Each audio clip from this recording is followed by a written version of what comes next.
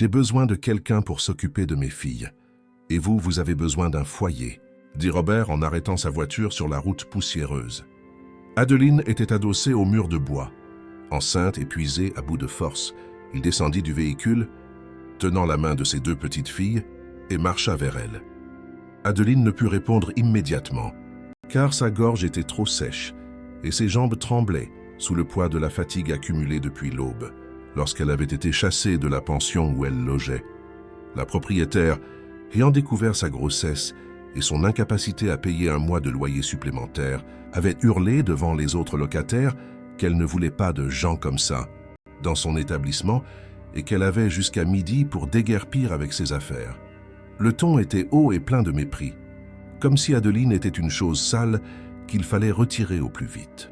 Adeline rassembla les quelques vêtements qu'elle possédait dans un sac déchiré, déjà rapiécé plusieurs fois, et partit sans se retourner, sentant le bébé bouger dans son ventre, comme s'il savait que quelque chose n'allait pas.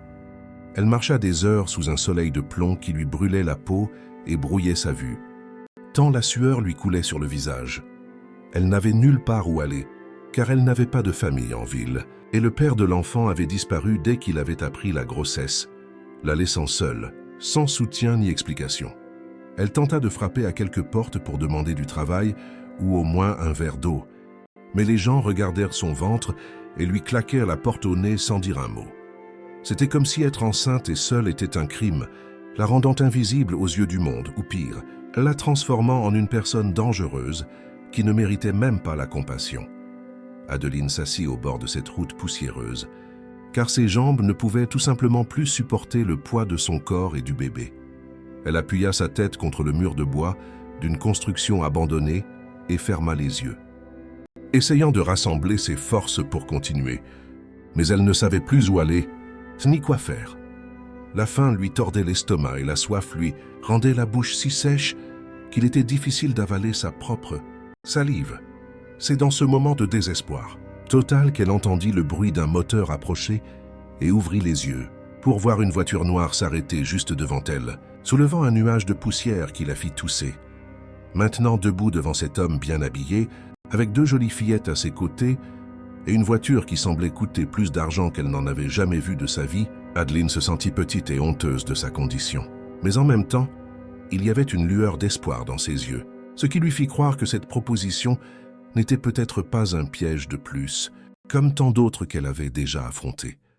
Robert fit un pas en avant et répéta d'une voix plus ferme et claire, observant chaque détail de son visage fatigué, ses yeux gonflés d'avoir pleuré en cachette et ses mains tremblantes qui tenaient le vieux sac, comme si c'était la seule chose qui la maintenait connectée à la réalité. « J'ai besoin de quelqu'un pour s'occuper de mes filles et de la maison. Vous avez besoin d'un endroit sûr pour vous loger et accueillir ce bébé. Je ne demande rien d'autre qu'un travail honnête en échange du gîte et du couvert. Un endroit décent pour dormir et vous nourrir jusqu'à la naissance de l'enfant, et même après, si vous souhaitez rester. » Les 2 fillettes regardaient Adeline avec un mélange de curiosité et de timidité. La plus jeune tenait fermement la main de son père, tandis que l'aînée se mordait la lèvre inférieure, comme si elle évaluait si cette femme inconnue serait assez bien pour entrer dans leur vie. La plus jeune, Laure, avait des cheveux blonds attachés en 2 tresses faites à la hâte et portait une robe simple de couleur sombre qui contrastait avec sa peau claire.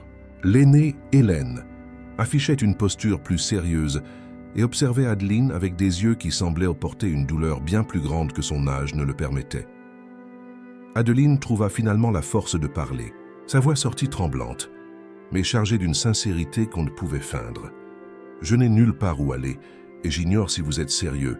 Mais si c'est le cas, je vous promets que je m'occuperai d'elles comme si elles étaient les miennes. Je sais ce que c'est de n'avoir personne, et je ne veux pas qu'un enfant ressente cela. » Robert hocha lentement la tête et désigna la voiture, lui indiquant d'entrer. Il ouvrit la porte arrière et aida les filles à monter en premier avant de faire un geste à Adeline, qui hésita une seconde avant d'accepter sa main tendue et de monter dans le véhicule. Le siège était moelleux et propre, si différent de tout endroit où elle s'était assise ces derniers mois qu'elle eut un instant peur de tout salir avec ses vêtements poussiéreux. Les filles s'installèrent sur la banquette arrière et Adeline s'assit à côté d'elle, serrant le sac déchiré sur ses genoux, tout en essayant de contrôler le tremblement de ses mains qui augmentait à chaque seconde. Elle regarda par la fenêtre et vit la route vide s'éloigner, tandis que la voiture s'engageait sur un chemin de terre bordé de grands arbres des deux côtés. Le trajet jusqu'à la ferme fut silencieux, mais pas inconfortable. Robert expliqua en chemin que sa femme était décédée 6 mois auparavant dans un accident de voiture, alors qu'elle rentrait de la ville après avoir fait des courses et que depuis, il essayait de s'occuper seul de ses filles. Mais le travail à la propriété exigeait trop de temps, et les filles devenaient de plus en plus tristes et distantes. Il raconta qu'il avait essayé d'embaucher des femmes de la ville pour l'aider, mais aucune n'était restée plus d'1 semaine, soit parce qu'elle trouvait la ferme trop éloignée, soit parce qu'elle n'avait pas de patience avec des enfants en deuil. L'une d'elles lui avait même dit en face que les filles étaient trop silencieuses et que c'était trop étrange à supporter. Robert parlait en regardant la route, mais Adeline percevait à sa voix que cela le blessait profondément. Il savait que ses filles souffraient et ne pouvaient rien faire pour soulager cette douleur. Elles étaient si joyeuses avant, elles jouaient tout le temps et remplissaient la maison de rire. Maintenant, elles parlent à peine et passent la journée dans leur chambre à regarder dans le vide. Je ne sais plus quoi faire pour les ramener à la vie. Adeline sentit une pointe au cœur en entendant cela, car elle comprenait parfaitement ce que c'était de perdre quelqu'un d'important et de se retrouver sans repère. Elle-même avait perdu sa mère enfant et avait grandi sans jamais avoir complètement surmonté cette absence. En arrivant à la ferme, Adeline fut impressionnée par la taille de la propriété. Une grande maison blanche à 2 étages, avec de larges vérandas et des jardins bien entretenus tout autour. Il y avait des fleurs de toutes les couleurs plantées dans des parterres organisés et une clôture en bois blanc qui délimitait le jardin de devant.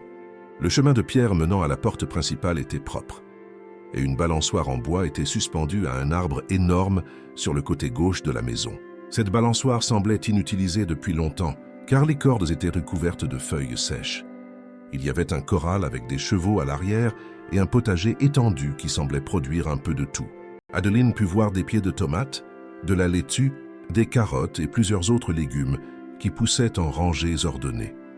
Robert gara la voiture devant la maison et descendit, aidant les filles à sortir avant de tendre la main à Adeline, qui accepta le geste avec gratitude. Ses jambes étaient encore faibles et la fatigue semblait peser encore plus lourd après avoir enfin trouvé un endroit sûr.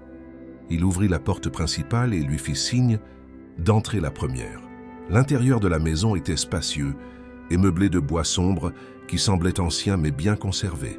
Une odeur de propre mêlée à un léger arôme de café flottait encore dans l'air. Des photographies étaient accrochées au mur, montrant des moments heureux d'une famille qui fut un jour complète et qui portait désormais un vide visible dans chaque coin.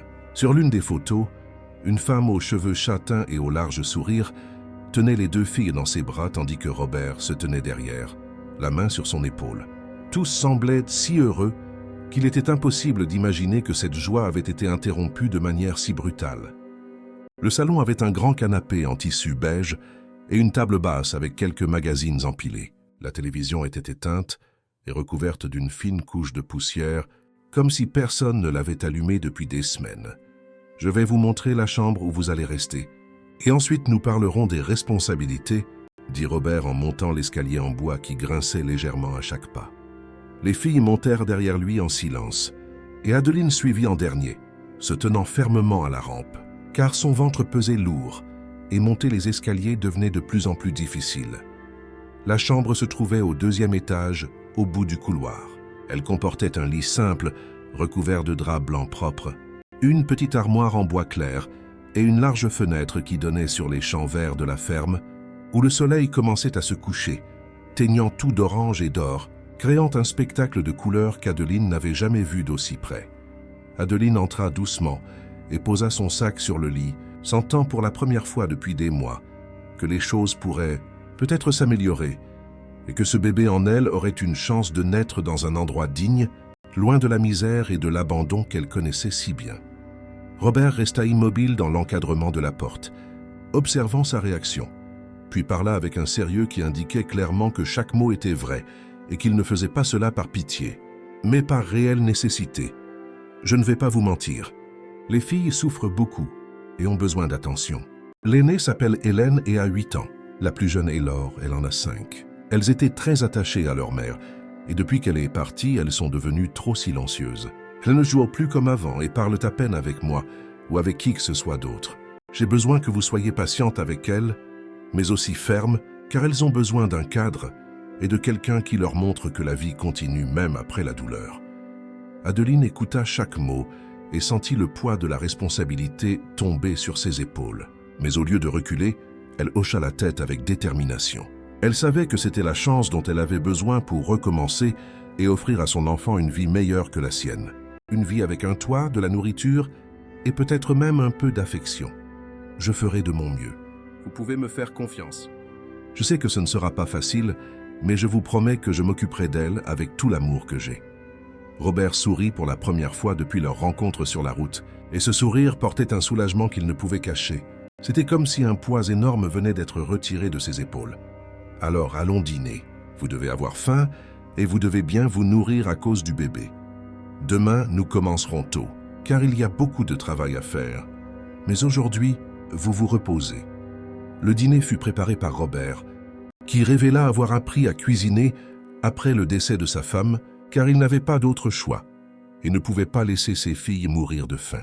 Il servit du riz avec des haricots et un morceau de rôti, simple mais savoureuse et bien assaisonnée. Hélène et Laure mangèrent en silence, observant Adeline de temps en temps avec des regards mêlant méfiance et curiosité. Elle n'était pas habituée à la présence d'une autre femme dans la maison, et c'était trop étrange pour qu'elle l'accepte immédiatement. Adeline tenta d'engager la conversation à quelques reprises, leur demandant si elles aimaient étudier ou si elles avaient un jeu préféré, mais les filles ne répondaient que par des monosyllabes ou des hochements de tête. Elle décida alors de respecter leur rythme et de ne rien forcer. Elle savait que la confiance ne se gagnait pas en un jour et qu'elle devait tout assimiler à leur propre cadence. Après le dîner, Robert emmena les filles dans leur chambre et Adeline resta seule dans la cuisine, faisant la vaisselle tout en pensant à tout ce qui s'était passé ce jour-là et à la façon dont la vie pouvait changer de direction d'une heure à l'autre. Elle posa la main sur son ventre et murmura doucement au bébé que tout irait bien maintenant et qu'ils avaient enfin un endroit qu'ils pouvaient appeler leur foyer, même si ce n'était que temporaire. Les premiers jours furent difficiles, car Adeline dut apprendre la routine de la maison, qui commençait avant le lever du soleil et ne se terminait qu'une fois la nuit tombée. Elle se levait tôt pour préparer le petit déjeuner, pendant que Robert s'occupait des animaux et des cultures qui exigeaient une attention constante. Les filles descendaient, prendre leur petit déjeuner toujours en silence, puis retournèrent dans leur chambre où elles passaient des heures enfermées sans faire de bruit. Adeline frappait à la porte parfois, offrant son aide pour les devoirs ou proposant une activité, mais elle refusait toujours poliment, disant qu'elles allaient bien. Elle nettoyait toute la maison tous les jours, balayait le sol, époussetait les meubles, lavait le linge et s'occupait du potager quand il lui restait du temps.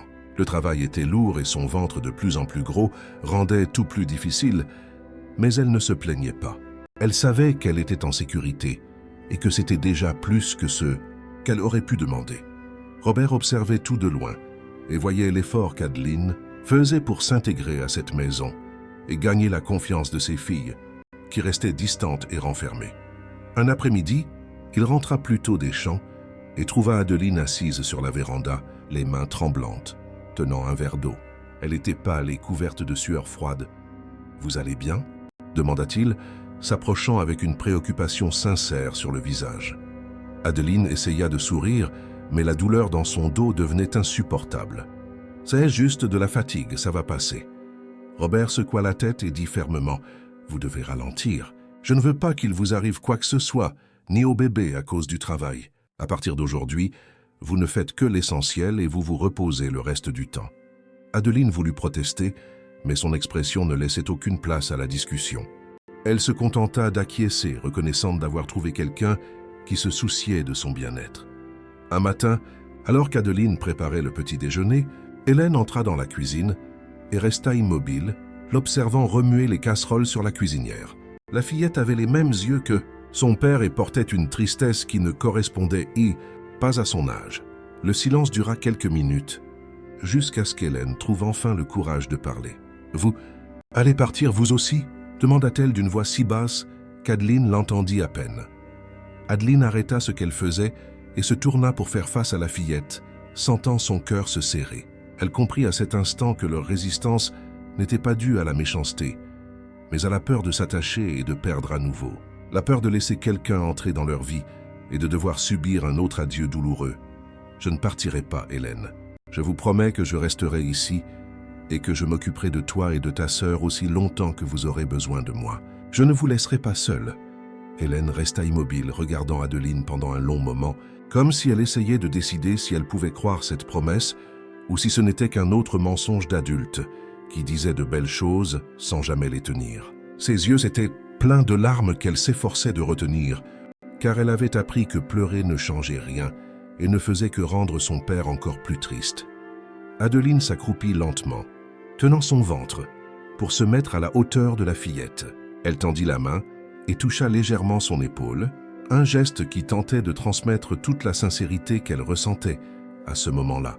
« Je sais que vous ne me connaissez pas et que vous n'avez aucune raison de me faire confiance pour l'instant, mais j'ai aussi perdu beaucoup de gens dans ma vie et je sais à quel point ça fait mal. Je sais ce que c'est de se réveiller chaque jour et de sentir qu'il vous manque un morceau. Je ne vous promets pas de remplacer votre mère, car personne ne peut le faire. Mais je vous promets que je serai là tous les jours pour prendre soin de toi et de Laure, comme j'aurais aimé que quelqu'un prenne soin de moi quand j'étais petite et seule au monde. » Hélène essuya ses yeux avec le dos de sa main et hocha lentement la tête avant de quitter la cuisine, sans rien dire de plus. Mais quelque chose avait changé dans son regard. Et Adeline sentit que c'était peut-être la première fissure dans le mur que les filles avaient construit autour d'elle pour ne plus souffrir. Les jours suivants furent différents. Hélène commença à apparaître plus souvent dans la cuisine, observant toujours Adeline travailler sans trop parler, mais prêtant attention à chaque mouvement, chaque geste, chaque mot qui sortait de sa bouche. Elle aidait à essuyer la vaisselle quand on le lui demandait et souriait parfois légèrement, quand Adeline racontait une histoire amusante sur des choses qu'elle avait vécues avant d'arriver là. Laure restait encore distante et passait la plupart de son temps dans sa chambre, jouant seule avec de vieilles poupées qui avaient appartenu à elle et à sa sœur quand elles étaient plus jeunes. Certaines de ces poupées avaient les cheveux emmêlés et les robes déchirées, car personne n'avait eu la patience de s'en occuper correctement après le départ de leur mère. Mais de temps en temps, Adeline entendait le bruit de petits pas dans le couloir et savait que la fillette était là, cachée derrière la porte, observant tout de loin, essayant de comprendre si elle pouvait faire confiance à cette femme étrange qui était entrée soudainement dans leur vie. Robert remarqua le changement de comportement d'Hélène et, un soir, après que les filles furent couchées, il descendit à la cuisine, où Adeline finissait d'organiser les choses pour le lendemain. Elle était assise sur une chaise, les mains posées sur son ventre qui était déjà très gros et semblait peser davantage chaque jour. « Je ne sais pas ce que vous lui avez dit, mais merci. Cela faisait longtemps que je n'avais pas vu Hélène, avec un regard moins lourd. Elle a même souri ce matin quand je partais au champ, et cela ne s'était pas produit depuis des mois. » Adeline sourit, fatiguée, et répondit en s'essuyant les mains sur le torchon accroché près de l'évier. « Je n'ai rien fait de spécial. J'ai juste dit la vérité, et j'ai clairement indiqué que je n'allais pas disparaître. Je crois que c'était ce qu'elle avait besoin d'entendre. Car un enfant qui perd quelqu'un d'important a peur de s'attacher à nouveau. » Robert tira une chaise et s'assit en face d'elle avec une expression mêlant gratitude et quelque chose de plus profond qu'il ne pouvait nommer à cet instant. « Vous êtes doué avec elle. Je l'ai remarqué dès le premier jour. Mais il est clair maintenant que vous vous souciez vraiment d'elle et que vous n'êtes pas là juste par obligation ou parce que vous n'aviez nulle part où aller. » Adeline sentit son visage rougir à ces mots, car elle n'était pas habituée à recevoir des compliments ou de la reconnaissance. Toute sa vie, elle avait été traitée comme si elle ne valait rien, et maintenant quelqu'un lui disait qu'elle faisait la différence. « Oui, je m'en soucie. Ce sont de bonnes filles et elles méritent d'être heureuses à nouveau. Personne ne devrait porter autant de tristesse en étant si petit. » Ils restèrent là à parler tard des filles et de la façon dont la routine de la maison changeait peu à peu. Robert raconta des histoires de l'époque où sa femme était encore en vie et à quel point les filles étaient différentes à ce moment-là, pleines d'énergie et inventant toujours de nouveaux jeux qui remplissaient la maison de bruit et de joie. Adeline écoutait attentivement et ressentait une pointe de tristesse de ne pas avoir connu cette femme, qui avait clairement été le centre de cette famille. Les semaines passèrent et Adeline sentait le bébé grandir en elle avec de plus en plus de force. Les coups de pied devenaient plus intenses et parfois si douloureux qu'elle devait s'arrêter et s'asseoir quelques minutes jusqu'à ce que ça passe. Le bébé bougeait surtout la nuit quand elle essayait de dormir, faisant comme de la gymnastique à l'intérieur. Robert insistait pour qu'elle se repose davantage, mais Adeline ne pouvait pas rester inactive. Elle craignait que s'il ne la trouvait pas utile, il change d'avis et la renvoie. Cette peur irrationnelle la poursuivait toutes les nuits, lorsqu'elle s'allongeait et regardait le plafond, pensant à tout ce qui pouvait mal tourner. Un après-midi, alors qu'Adeline arrosait les plantes sur la véranda, Hélène apparut, tenant un vieux livre à la couverture usée et aux pages jaunies par le temps. Elle s'arrêta devant Adeline et demanda d'une voix encore timide mais moins distante qu'avant. « Vous savez lire des histoires ?»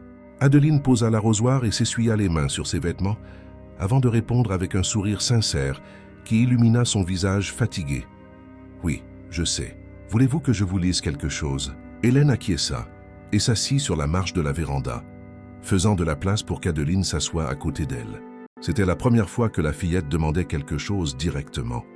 Et cela remplit le cœur d'Adeline d'une joie mêlée de responsabilité. Elle savait que c'était un moment important qui ne devait pas être gâché. Adeline lut l'histoire calmement, faisant des voix différentes pour les personnages et s'arrêtant de temps en temps pour expliquer un mot plus difficile ou pour demander à Hélène ce qu'elle pensait qu'il allait se passer à la page suivante. La fillette écoutait attentivement, les yeux rivés sur les illustrations colorées du livre, qui montraient un monde de fantaisie très différent de la dure réalité qu'elle connaissait. De temps en temps, Hélène posait des questions sur la suite ou désignait un dessin, demandant à Adeline de mieux expliquer ce détail. Et pour la première fois depuis qu'elle était arrivée dans cette maison, Adeline sentit qu'elle faisait vraiment une différence dans la vie de ses enfants. Quand l'histoire fut terminée, Hélène resta assise quelques secondes de plus, regardant la dernière page, comme si elle ne voulait pas que ce moment se termine, avant de se lever et de dire doucement mais sincèrement « Merci, j'ai beaucoup aimé ». Adeline lui tint légèrement la main avant qu'elle ne parte. « Chaque fois que vous voulez, je vous relirai. Vous pouvez venir m'appeler à tout moment. J'arrêterai ce que je suis en train de faire. » La fillette hocha la tête et courut dans la maison, mais Adeline remarqua que pour la première fois depuis son arrivée, Hélène semblait un peu plus légère, un peu plus comme une vraie enfant, et non comme une petite version de quelqu'un portant un poids qu'elle ne devrait pas porter.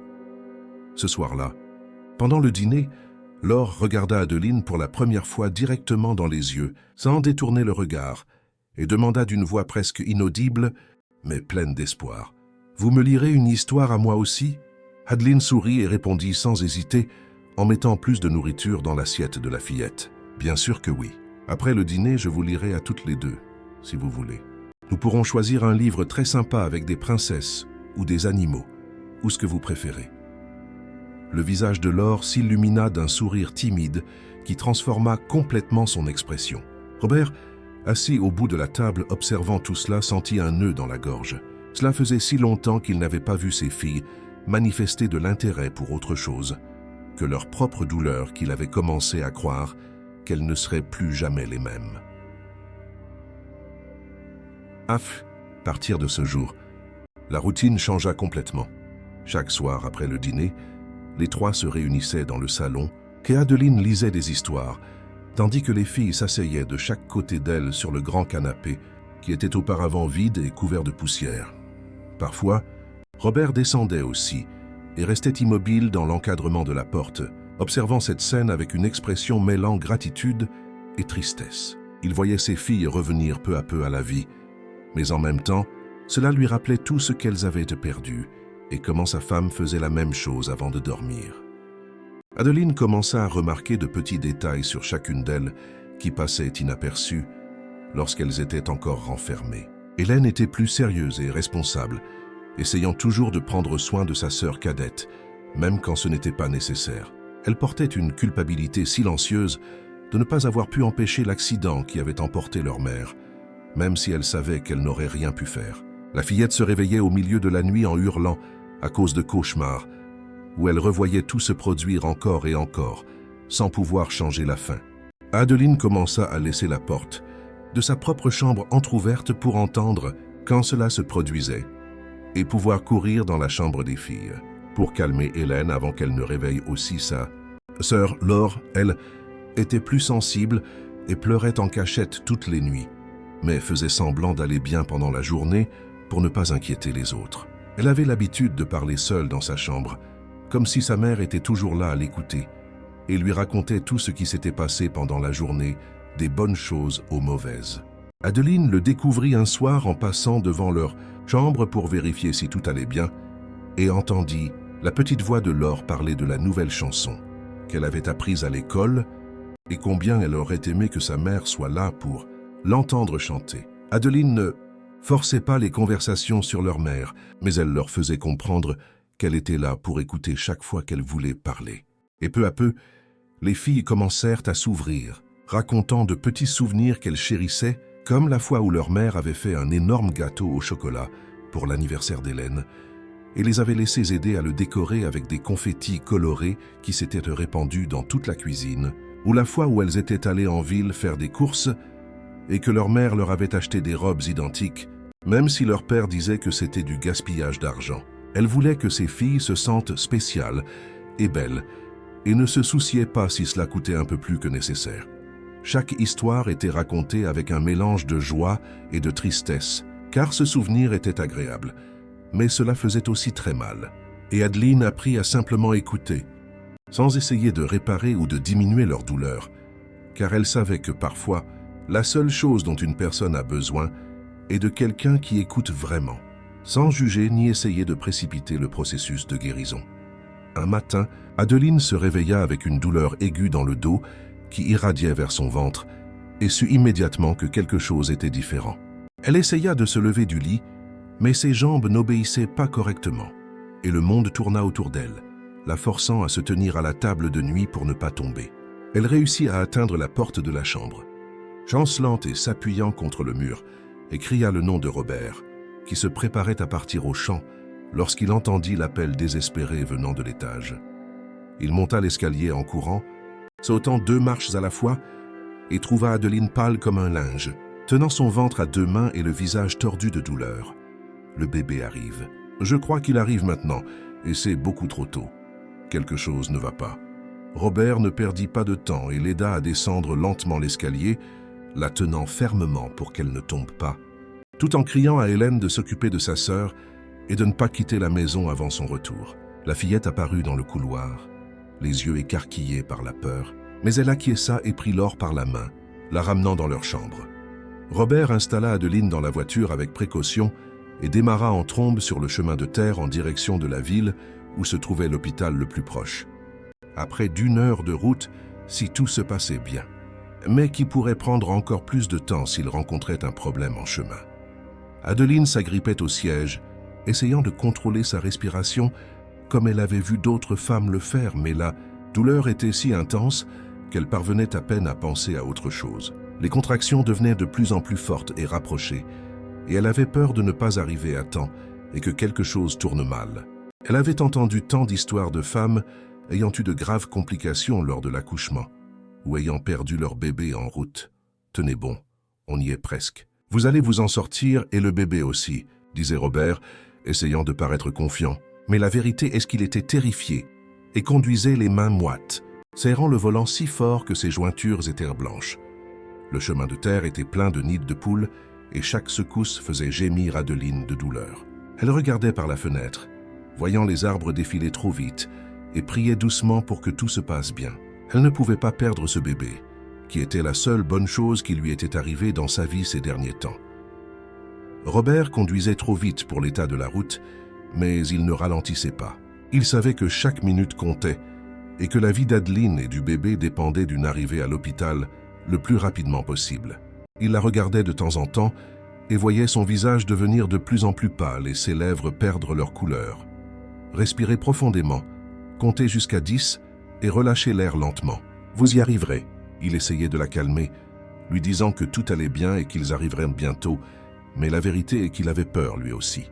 Il ne pouvait perdre personne d'autre, pas après tout ce qu'il avait traversé avec la perte de sa femme et la souffrance de ses filles. Ils arrivèrent à l'hôpital, alors qu'Adeline pouvait à peine parler tant la douleur était forte, et que tout son corps tremblait. Robert arrêta la voiture devant l'entrée des urgences et cria à l'aide avant même de couper le moteur. Les infirmiers accoururent avec un brancard et y installèrent Adeline avec précaution avant de l'emmener immédiatement en salle d'accouchement, tout en posant de nombreuses questions sur le début des contractions et si elle avait perdu du liquide ou du sang en chemin. Robert essaya de répondre à tout, mais il était si nerveux que les mots sortaient confus. Il resta dans la salle d'attente, marchant de long en large, incapable de se calmer, tandis que le temps semblait s'être complètement arrêté. Chaque minute durait une éternité. Il pensait à ses filles restées seules à la maison, probablement effrayées et confuses, sans comprendre ce qui se passait. Il pensait à Adeline, qui se battait là-bas pour mettre une vie au monde, sans avoir personne d'autre que lui pour la soutenir à cet instant. Sans mère, sans sœur, sans amis. Personne pour lui tenir la main et lui dire que tout irait bien. Les heures s'étirèrent comme des jours. Et Robert commençait à paniquer lorsqu'une infirmière sortit enfin de la salle avec une blouse blanche tachée et l'appela par son nom. Il sentit son cœur s'emballer et se prépara au pire, imaginant que quelque chose avait mal tourné et qu'il devrait annoncer la terrible nouvelle aux filles. Mais la femme souriait, et ce sourire fut la plus belle chose qu'il ait vue ce jour-là. C'est une fille, et elles vont bien toutes les deux. L'accouchement a été difficile, mais elles sont fortes et vont se remettre. Robert sentit ses jambes flancher de soulagement et dut s'appuyer contre le mur pour ne pas tomber.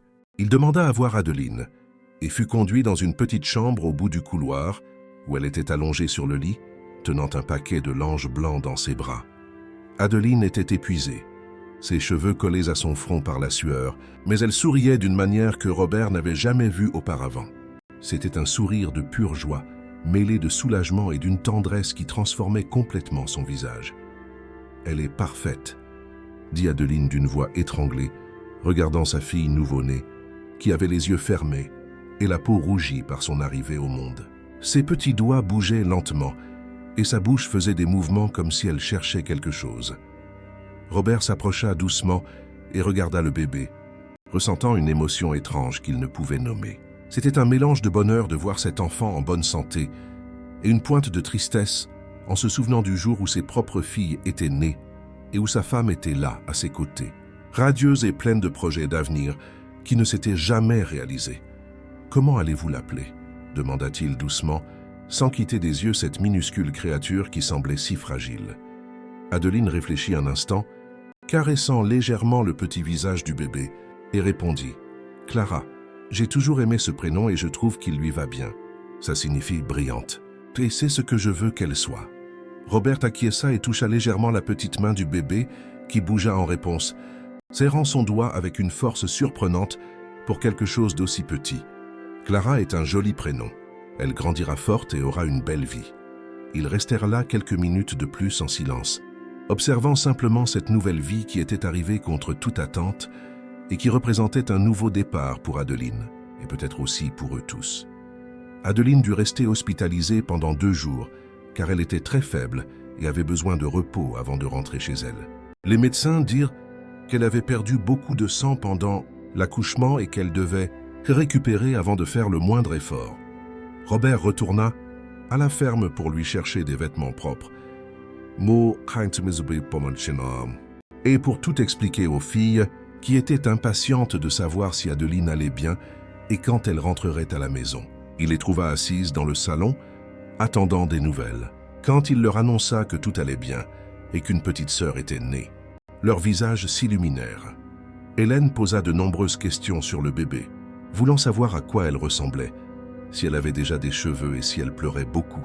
Laure voulut savoir si elle pourrait la tenir quand ils arriveraient et si le bébé dormirait dans leur chambre. C'était la première fois que les deux manifestaient un intérêt réel pour autre chose que leur propre douleur, et Robert sentit que c'était un signe de plus, que les choses changeaient pour le mieux, que l'arrivée de Clara apportait une nouvelle lumière à cette maison qui était restée sombre trop longtemps. Quand Adeline fut finalement autorisée à sortir et revint à la ferme, Clara dans les bras. Les filles l'attendaient sur la véranda, vêtues de leurs plus belles robes. Hélène tenait un bouquet de fleurs sauvages qu'elle avait cueilli dans le champ derrière la maison et qu'elle avait noué avec un morceau de ruban rouge trouvé dans un tiroir. Laura avait réalisé un dessin au crayon de couleur montrant une femme tenant un bébé, entouré de fleurs et de cœurs. Elle avait soigné chaque détail. Et bien que le dessin fût un peu tordu, il était rempli d'amour. Adeline descendit lentement de la voiture, sentant encore des douleurs partout, mais le cœur débordant de gratitude. Elle réalisait à cet instant qu'elle n'était plus seule, et que ces gens étaient devenus sa famille, même sans lien du sang. Ils l'avaient accueillie quand elle n'avait rien. Et maintenant, ils recevaient sa fille, comme si elle faisait partie d'eux aussi. « Elle est si petite », murmura Hélène, s'approchant doucement pour regarder le bébé qui dormait profondément, enveloppé dans une couverture bleu clair. « Je peux la toucher ?» Adeline acquiesça et se baissa un peu pour que la fillette puisse caresser la tête de Clara, qui avait quelques mèches de cheveux foncés. Laura s'approcha aussi et se tint sur la pointe des pieds, essayant de mieux voir. Ses yeux brillaient de curiosité et d'enchantement, comme si ce bébé était la chose la plus magique qu'elle ait jamais vue. Les premières semaines avec Clara furent éprouvantes. Le bébé se réveillait plusieurs fois par nuit en pleurant de faim, et Adeline dormait à peine 2 heures d'affilée. Elle craignait de ne pas faire les choses correctement, n'ayant jamais pris soin d'un nouveau-né. Et chaque pleur semblait être le signe que quelque chose n'allait pas. Clara pleurait quand elle avait faim, pleurait quand sa couche était sale, pleurait quand elle avait trop froid ou trop chaud, et parfois elle pleurait sans raison apparente, laissant Adeline désespérée, cherchant quoi faire. Robert aidait dès qu'il le pouvait, apportant de l'eau fraîche et vérifiant si elle avait besoin de quelque chose. Parfois, il prenait le bébé dans ses bras et marchait dans la maison en la berçant pendant qu'Adeline prenait une douche ou mangeait rapidement. Hélène s'était aussi proposée d'aider et restait aux côtés d'Adeline, observant comment elle changeait les couches et berçait sa petite sœur pour l'endormir. La fillette apprit vite et réussit bientôt à faire certaines choses seule, comme réchauffer le biberon ou plier les vêtements propres du bébé. Laura était jalouse au début, pensant qu'Adeline n'aurait plus de temps pour elle et que sa petite sœur lui avait volé toute l'attention. Elle boudait dans son coin et refusait d'aider pour tout ce qui concernait le bébé. Adeline remarqua le comportement de Laura et lui parla, expliquant qu'il y avait de la place pour tout le monde dans son cœur et qu'un bébé à la maison ne signifiait pas qu'elle serait oubliée ou moins aimée.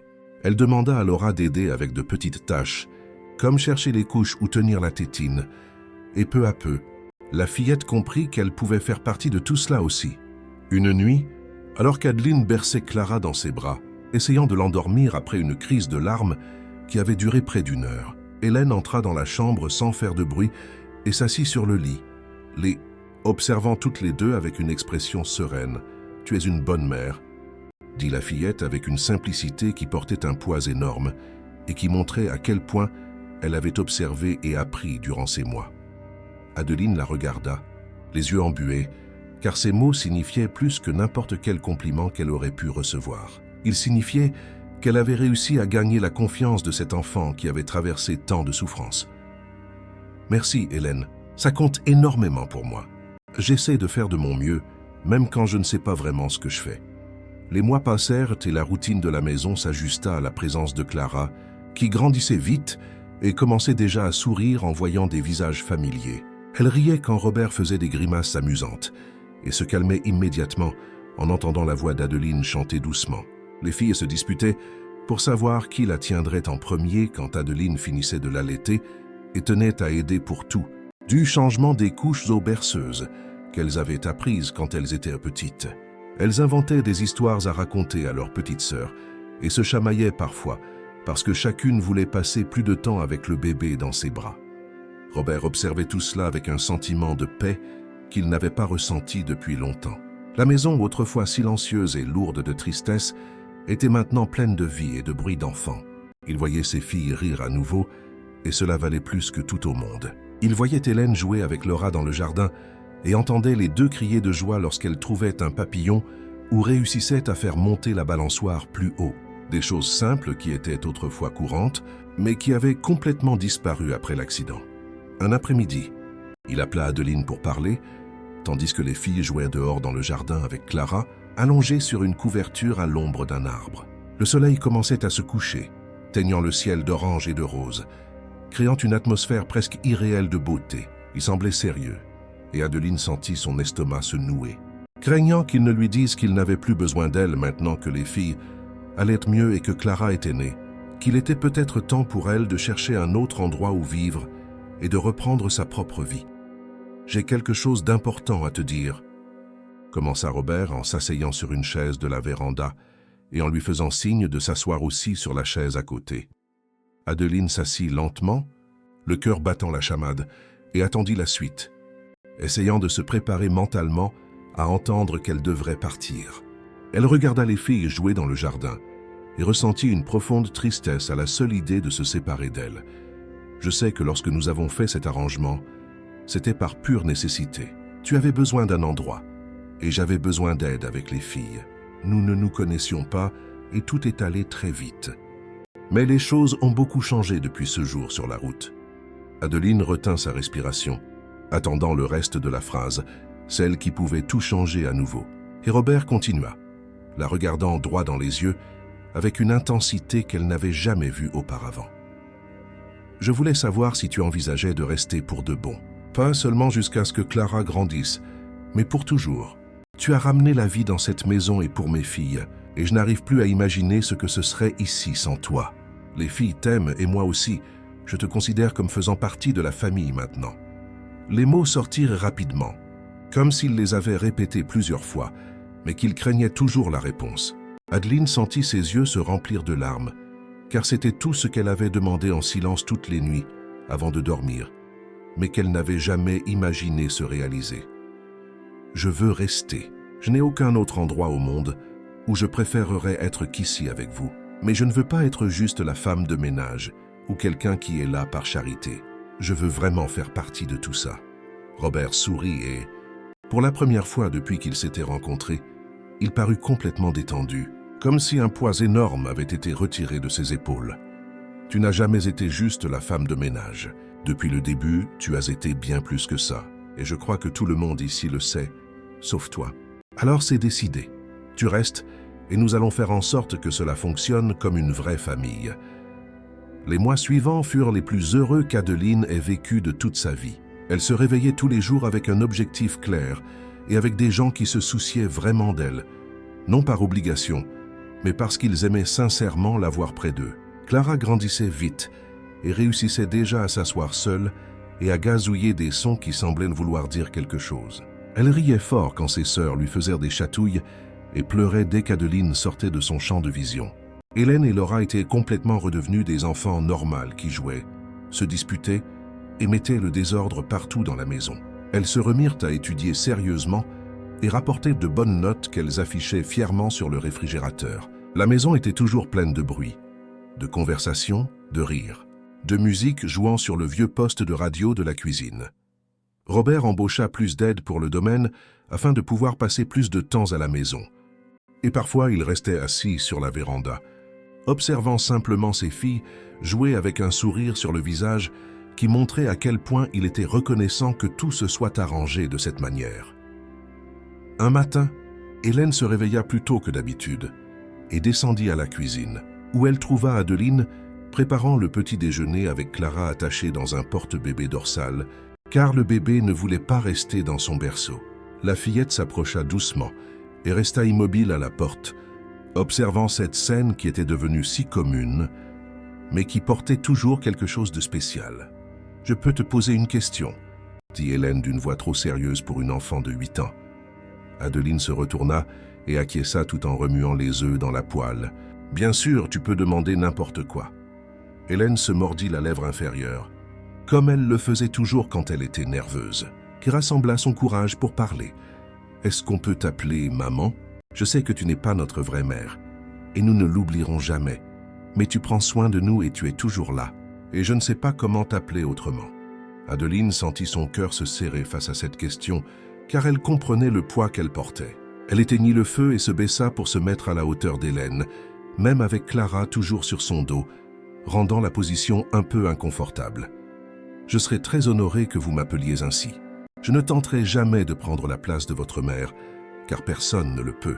Mais je vous promets de vous aimer comme si vous étiez mes filles de sang, et d'être là pour tout ce dont vous aurez besoin. » Hélène serra Adeline fort dans ses bras et, pour la première fois depuis des mois, elle pleura vraiment, sanglotant bruyamment, et laissant enfin s'échapper toute cette douleur refoulée.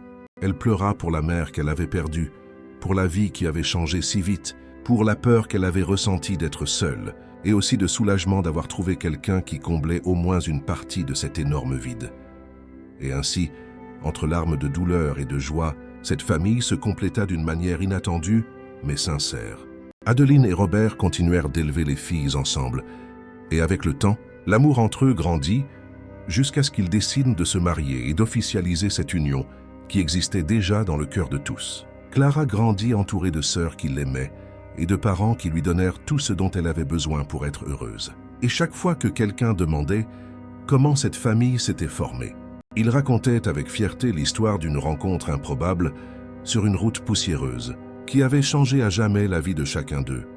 Fin de l'histoire. Chers auditeurs, nous espérons que l'histoire de Robert, Adeline, Hélène, Laura et Clara a profondément touché vos cœurs. Parfois, la vie nous place dans des situations difficiles, mais c'est dans ces moments que naissent les connexions les plus sincères. Si cette histoire sur la famille, l'amour et le nouveau départ vous a ému, n'oubliez pas de vous abonner à notre chaîne pour recevoir d'autres récits inspirants comme celui-ci. Cliquez sur le bouton d'abonnement et activez la cloche pour ne manquer aucun nouveau contenu. Laissez un pouce bleu si cette histoire a touché votre cœur et partagez en commentaire quel a été le moment le plus émouvant. Votre participation est essentielle pour que nous puissions continuer à vous apporter des histoires qui célèbrent la force de l'amour et de l'espoir. À la prochaine histoire!